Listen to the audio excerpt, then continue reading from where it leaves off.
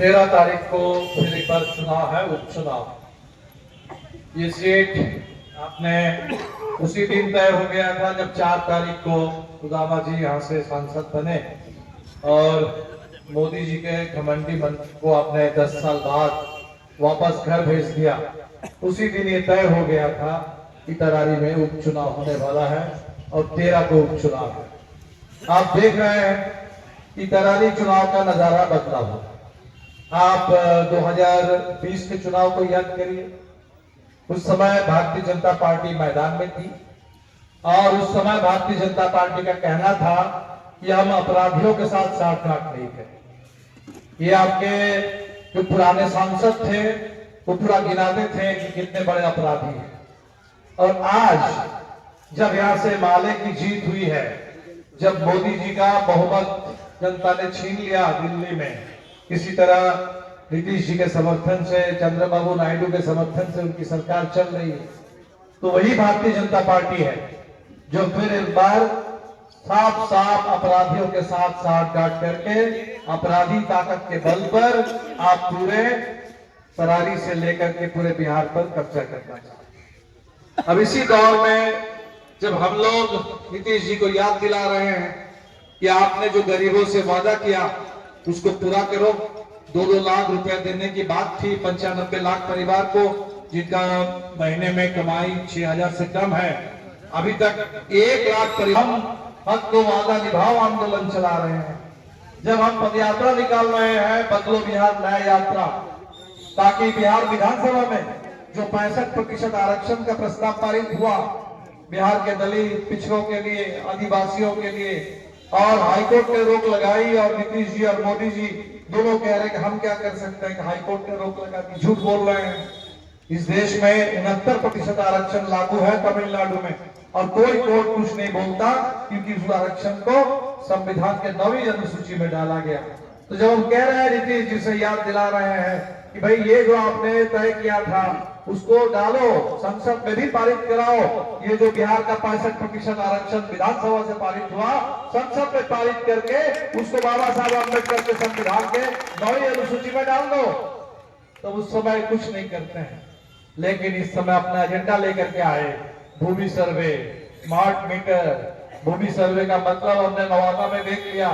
नवादा में 15 एकड़ जमीन पर 80 घर दलित 60 साल से बसे हुए हैं और उन घरों को आग में आग के हवाले कर वहां से किसी तरह जान बचा करके लोग भागे। अगर सोए हुए स्थिति में अगर लोग होते तो कितना बड़ा जनसंहार हो गया रहता नवादा में। और ये सब कुछ गरीबों को जमीन से बेदखल करने के लिए। ये स्मार्ट मीटर हमारे साथी संदीप सौरभ जी ने विधानसभा में मांग उठाई कि भाई बिहार में इतनी गरीबी है तो बिहार के गरीबों को भी दिल्ली की तरह, पंजाब की तरह 200 यूनिट बिजली फ्री में मिलनी चाहिए। और नीतीश जी ने उल्टा काम किया, फ्री में बिजली देने के बजाय स्मार्ट मीटर ठोक दिया। और लोग कह रहे हैं कि इस मीटर तो पूरा पॉकेट मार है, जेब काटने के लिए भेज दिया गया है और वो इतना स्मार्ट है कि हर 7 दिन में रिचार्ज मांगता है। आप बताइए।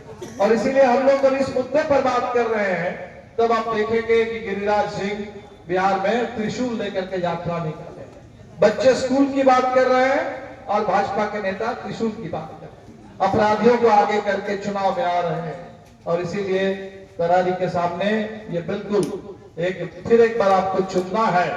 तो एक तरफ कॉमरेड राम नरेश राम की परंपरा है। जब तरारी विधानसभा नहीं बनी थी, सहार था, लगातार 95 से 2010 तक राम नरेश जी आपके बीच में थे, आपके विधायक के रूप में। और आपको याद है वो जो परंपरा हमारे साथियों ने अपनी कुर्बानी से स्थापित की, आज उसी को फिर एक बार तहस नहस करने के लिए और यहाँ फिर एक बार सामंती ताकतों का दबदबा, सांप्रदायिक हिंसा का माहौल बनाने के लिए, अपराधियों का मनोबल बढ़ाने के लिए भारतीय जनता पार्टी ये साजिश रच रही है। और इसीलिए चुनाव हमारे सामने बिल्कुल हमें फिर एक बार फैसला सुनाना है।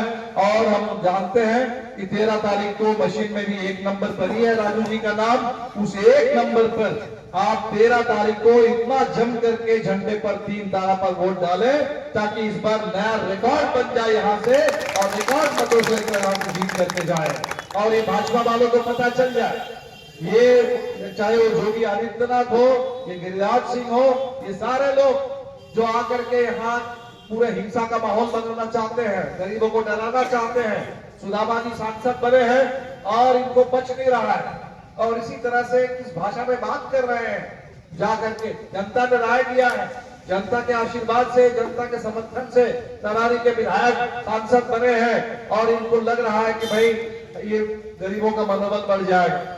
और इसीलिए साथियों, इस चुनाव में आपके सामने ये बड़ी जिम्मेदारी है। पूरा इंडिया गठबंधन साथ है। 4 विधानसभा सीटों पर उपचुनाव है। यहाँ बगल में आपके रामगढ़ है, शाहबाद के इलाके में। आप गया में चले जाए, वहां बेलागंज है, इमामगंज है। तो ये जो 4 सीट पर चुनाव हो रहा है, ये चारों सीट पर हमें बिल्कुल इस बार जीत दर्ज करना है, और ये बता देना है ये तो अभी झांकी है, और 2025 बाकी है। और 2025 में ये जो डबल इंजन के नाम पर पिछले 20 साल से नीतीश जी और नीतीश जी के कंधे पर बंदूक रख करके भारतीय जनता पार्टी, और भारतीय जनता पार्टी की कोशिश है कि आपको बिल्कुल आगे आकर के बुलडोजर राज स्थापित कर दो बिहार में। ये बुलडोजर की साजिश बिहार बिल्कुल चलने नहीं देगा, और 2025 के चुनाव में इंडिया गठबंधन की सरकार बनेगी बिहार में।